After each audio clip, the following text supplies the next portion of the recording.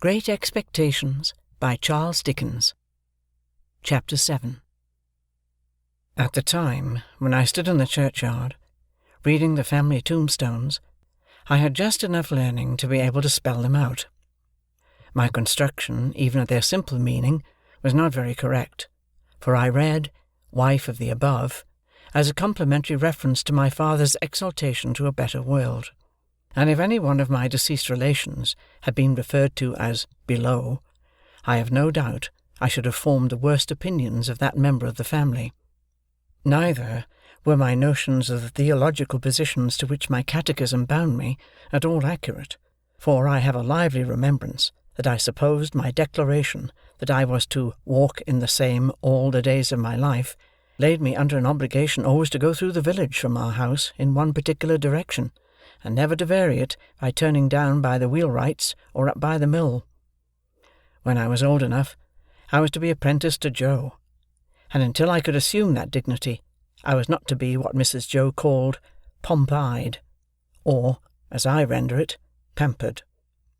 Therefore, I was not only odd boy about the forge, but if any neighbour happened to want an extra boy to frighten birds, or pick up stones, or do any such job, I was favoured with the employment.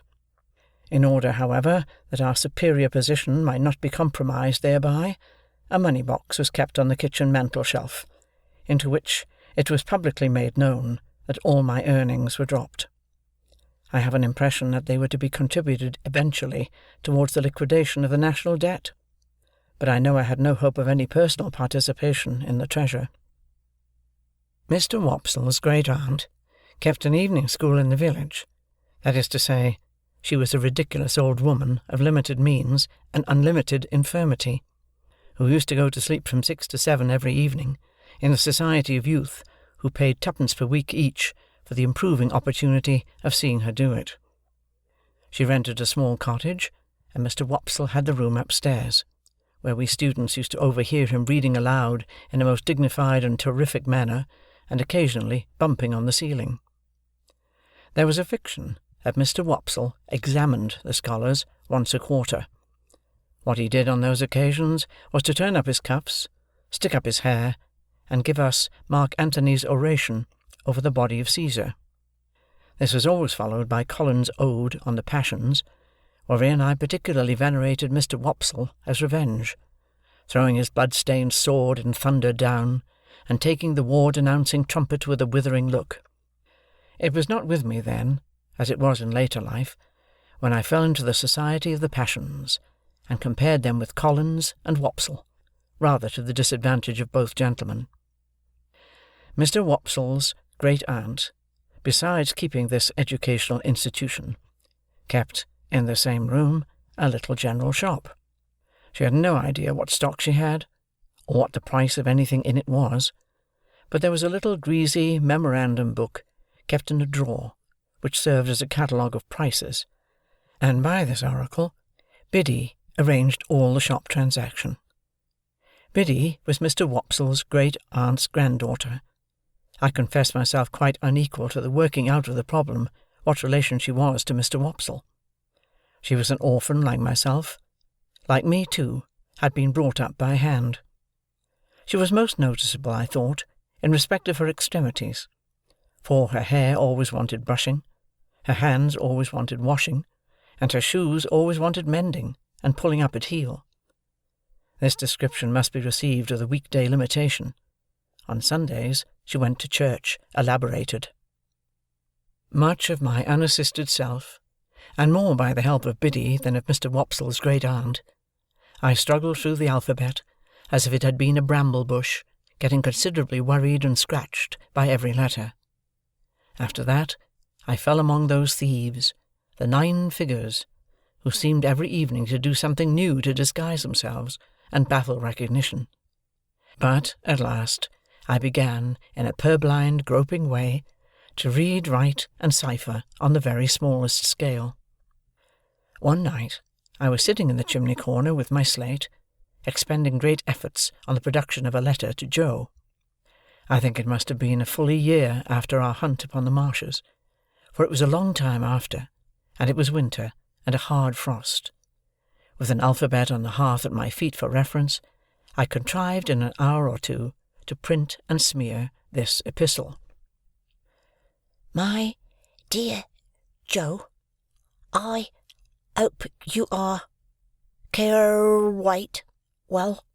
I hope I shall soon be able for to teach you, Joe, and then we shall be so glad. And when I pregnant to you, Joe, what larks, and believe me, inf exen Pip. There was no indispensable necessity for my communicating with Joe by letter, inasmuch as he sat beside me, and we were alone. But I delivered this written communication, slate and all, with my own hand, and Joe received it as a miracle of erudition. "I say, Pip, old chap," cried Joe, opening his blue eyes wide, "what a scholar you are, aren't you?" "I should like to be," said I, glancing at the slate as he held it, with a misgiving that the writing was rather hilly.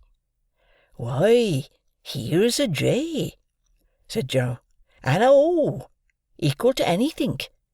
Here's a J and a O, Pip, and a J-O, Joe." I had never heard Joe read aloud to any greater extent than this monosyllable, and I had observed at church last Sunday, when I accidentally held our prayer-book upside down, that it seemed to suit his convenience quite as well as if it had been all right.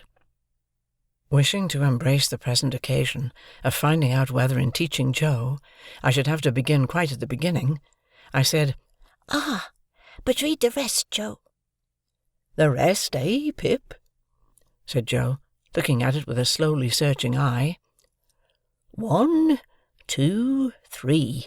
Why, here's 3 J's, and 3 O's, and 3 J-O. Joe's in it, Pip." I leaned over Joe, and, with the aid of my forefinger, read him the whole letter. "Astonishing," said Joe, when I had finished. "You are a scholar." "How do you spell Gargery, Joe?" I asked him, with a modest patronage. "I don't spell it at all," said Joe. "But supposing you did?" "It can't be supposed," said Joe, "though I'm uncommon fond of reading too." "Are you, Joe?" "Uncommon. Give me," said Joe, "a good book, or a good newspaper, and sit me down afore a good fire, and I ask no better. Lord," he continued, after rubbing his knees a little, "when you do come to a J and a O, and says you, 'Here at last is a J-O, Joe,' how interesting reading is." I derived from this last that Joe's education, like steam, was yet in its infancy. Pursuing the subject, I inquired, "Didn't you ever go to school, Joe, when you were as little as me?" "No, Pip." "Why didn't you ever go to school, Joe, when you were as little as me?" "Well, Pip," said Joe, taking up the poker, and settling himself to his usual occupation, when he was thoughtful, of slowly raking the fire between the lower bars. "I'll tell you. My father, Pip, he were given to drink, and when he were overtook with drink, he hammered away at my mother, most unmerciful. It were almost the only hammering he did, indeed, excepting at myself, and he hammered at me with a wigour only to be equalled by the wigour with which he didn't hammer at his anvil. You're listening and understanding, Pip?" "Yes, Joe." "Consequence, my mother and me, we ran away from my father several times, and then my mother, she'd go out to work, and she'd say, 'Joe,' she'd say, 'now, please God, you shall have some schooling, child,' and she put me to school. But my father were that good in his heart that he couldn't abear to be without us, so he'd come with a most tremenjous crowd, and make such a row at the doors of the houses where we was, that they used to be obligated to have no more to do with us, and to give us up to him. And then he took us home, and hammered us. Which you see, Pip," said Joe, pausing in his meditative raking of the fire, and looking at me, "were a drawback on my learning." "Certainly, poor Joe." "Though, mind you, Pip," said Joe, with a judicial touch or two of the poker on the top bar, "rendering unto all their due, and maintaining equal justice betwixt man and man, my father were that good in his heart. Don't you see?" I didn't see, but I didn't say so. "Well," Joe pursued, "somebody must keep the pot a-biling, Pip, or the pot won't bile, don't you know?" I saw that, and said so. "Consequence, my father didn't make objections to my going to work, so I went to work at my present calling, which was his too, if you would have followed it, and I worked tolerable hard, I assure you, Pip. In time, I were able to keep him, and I kept him till he went off in a purple-leptic fit, and it were my intentions to have had put upon his tombstone, and whatsome'er the failings on his part, remember, reader, he were that good in his heart." Joe recited this couplet with such manifest pride and careful perspicuity, that I asked him if he had made it himself. "I made it," said Joe, "my own self. I made it in a moment. It was like striking out a horseshoe complete in a single blow. I never was so much surprised in all my life. Couldn't credit my own head. To tell you the truth, hardly believed it were my own head. As I was saying, Pip, it were my intentions to have had it cut over him, but poetry costs money, cut it how you will, small or large, and it were not done. Not to mention bearers. All the money that could be spared were wanted for my mother. She were in poor health, and quite broke. She weren't long of following, poor soul, and her share of peace come round at last." Joe's blue eyes turned a little watery. He rubbed, first one of them, and then the other, in a most uncongenial and uncomfortable manner, with the round knob on the top of the poker. "It were but lonesome then," said Joe, "living here alone, and I got acquainted with your sister. Now, Pip," Joe looked firmly at me, as if he knew I was not going to agree with him, "your sister is a fine figure of a woman." I could not help looking at the fire in an obvious state of doubt. "Whatever family opinions, or whatever the world's opinions on that subject may be, Pip, your sister is," Joe tapped the top bar with the poker after every word following, "a fine figure of a woman." I could think of nothing better to say than, "I'm glad you think so, Joe."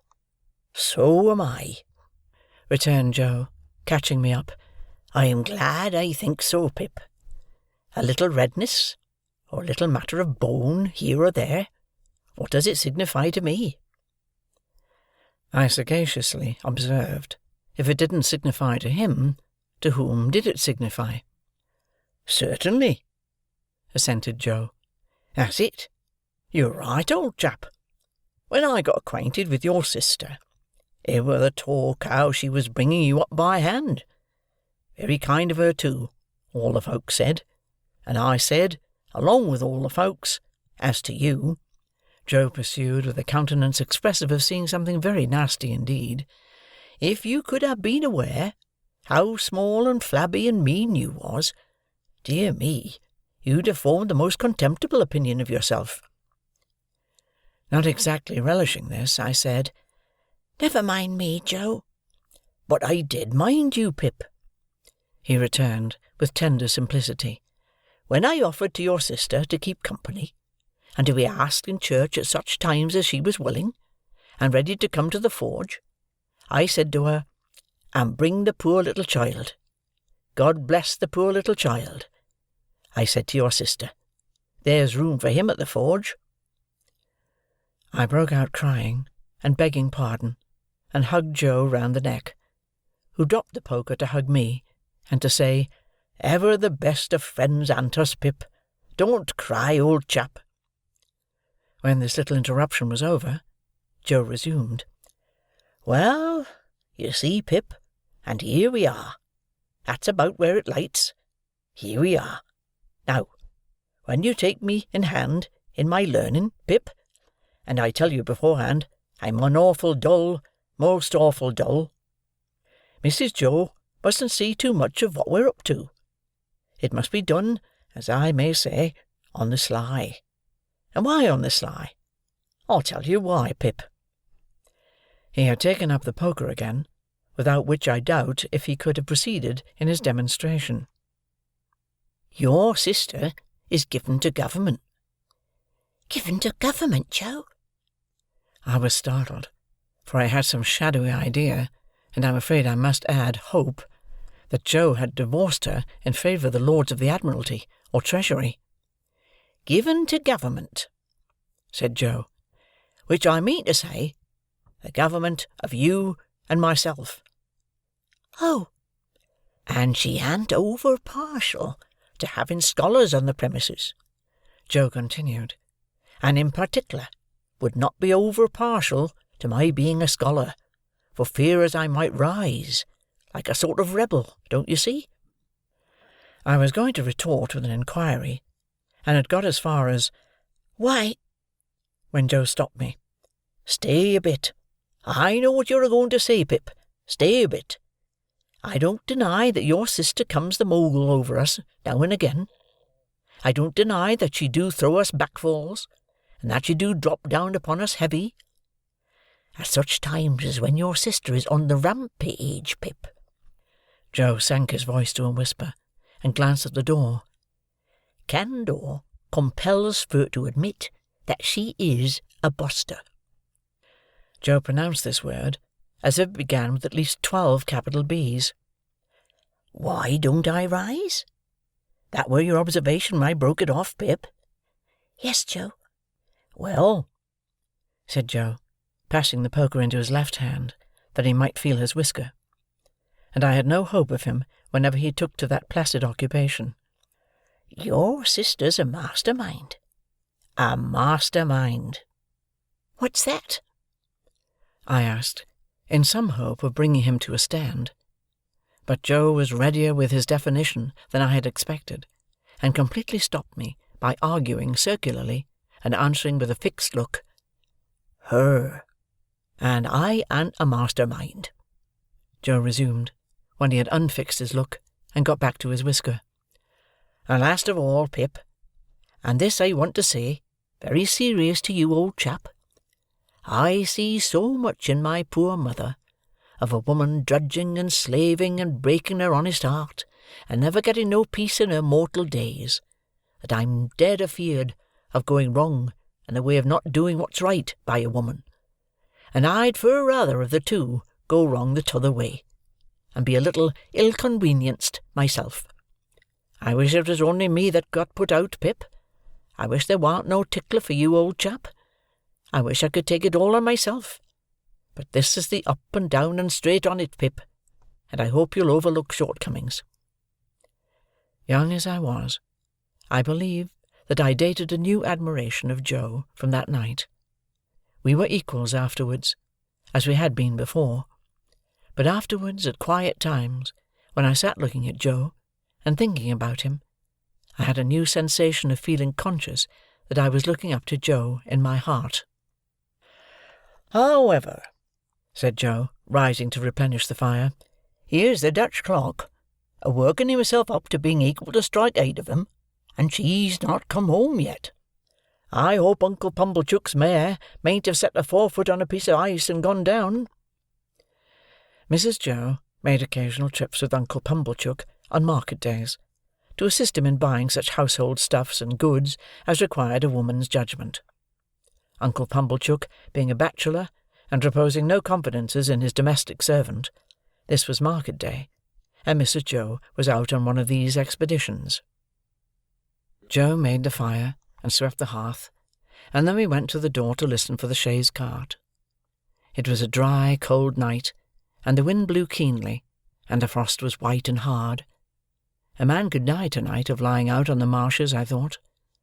And then I looked at the stars, and considered how awful it would be for a man to turn his face up to them as he froze to death, and see no help or pity in all the glittering multitude. "Here comes the mare," said Joe, "ringing like a peal of bells." The sound of her iron shoes upon the hard road was quite musical, as she came along at a much brisker trot than usual.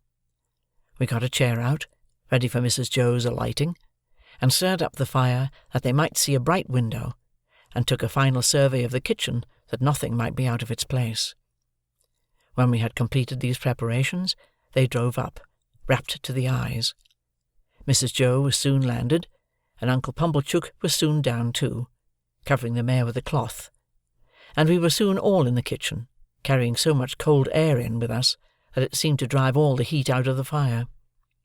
"Now," said Mrs. Joe, unwrapping herself with haste and excitement, and throwing her bonnet back on her shoulders, where it hung by the strings, "if this boy an't grateful this night, he never will be." I looked as grateful as any boy possibly could, who was wholly uninformed why he ought to assume that expression. "It's only to be hoped," said my sister, "that he won't be pomp-eyed, but I have my fears." "She an't in that line, mum," said Mr. Pumblechook. "She knows better." "She?" I looked at Joe, making the motion with my lips and eyebrows. "She?" Joe looked at me, making the motion with his lips and eyebrows. "She?" My sister catching him in the act, he drew the back of his hand across his nose, with his usual conciliatory air on such occasions, and looked at her. "Well," said my sister in her snappish way, "what are you staring at? Is the house afire?" "Which, some individual," Joe politely hinted, "mentioned she." "And she is a she, I suppose," said my sister. "unless you call Miss Havisham a he, and I doubt if even you'll go so far as that." "Miss Havisham? Uptown?" said Joe. "Is there any Miss Havisham downtown?" returned my sister. "She wants this boy to go and play there, and of course he's going, and he had better play there," said my sister, shaking her head at me as an encouragement to be extremely light and sportive, "or I'll work him." I had heard of Miss Havisham uptown. Everybody for miles round had heard of Miss Havisham uptown, as an immensely rich and grim lady, who lived in a large and dismal house, barricaded against robbers, and who led a life of seclusion. "Well, to be sure," said Joe, astounded. "I wonder how she come to know Pip." "Noodle!" cried my sister. "Who said she knew him?" "Which some individual," Joe again politely hinted, "mentioned that she wanted him to go and play there." "And couldn't she ask Uncle Pumblechook if he knew of a boy to go and play there? Isn't it just barely possible that Uncle Pumblechook may be a tenant of hers, and that he may sometimes, we won't say quarterly or half-yearly, for that would be requiring too much of you, but sometimes go there to pay his rent? And couldn't she then ask Uncle Pumblechook if he knew of a boy to go and play there? And couldn't Uncle Pumblechook, being always considerate and thoughtful for us, though you may not think it, Joseph," in a tone of the deepest reproach, as if he were the most callous of nephews, "then mention this boy, standing prancing here," which I solemnly declare I was not doing, "that I have for ever been a willing slave to—" "Good again!" cried Uncle Pumblechook. "Well put.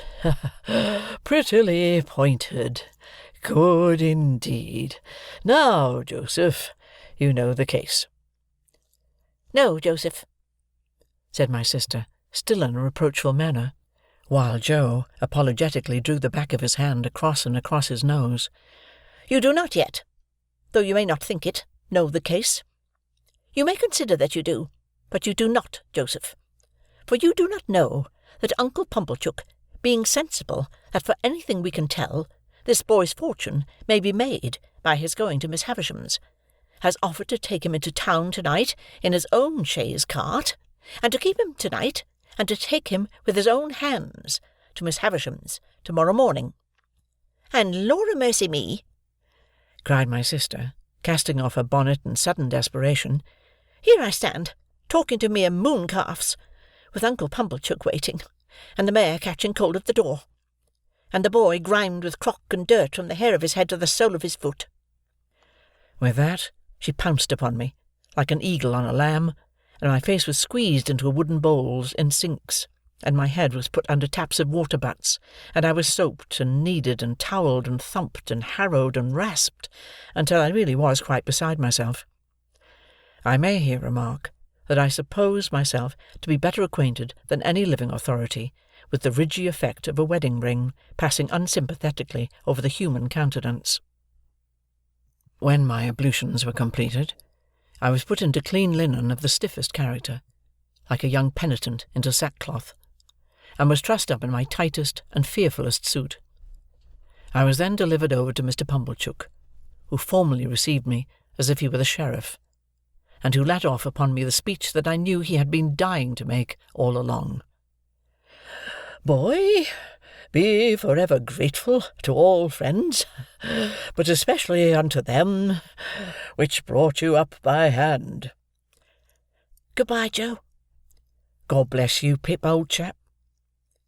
I had never parted from him before, and what with my feelings and what with soap-suds, I could at first see no stars from the chaise cart, but they twinkled out one by one, without throwing any light on the questions why on earth I was going to play at Miss Havisham's, and what on earth I was expected to play at.